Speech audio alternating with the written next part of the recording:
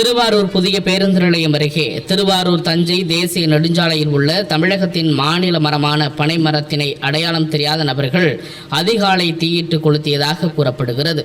இதுகுறித்து அறிந்த அப்பகுதியினர் திருவாரூர் தீயணைப்பு மற்றும் மீட்புத் துறையினருக்கு தகவல் தெரிவித்துள்ளனர்.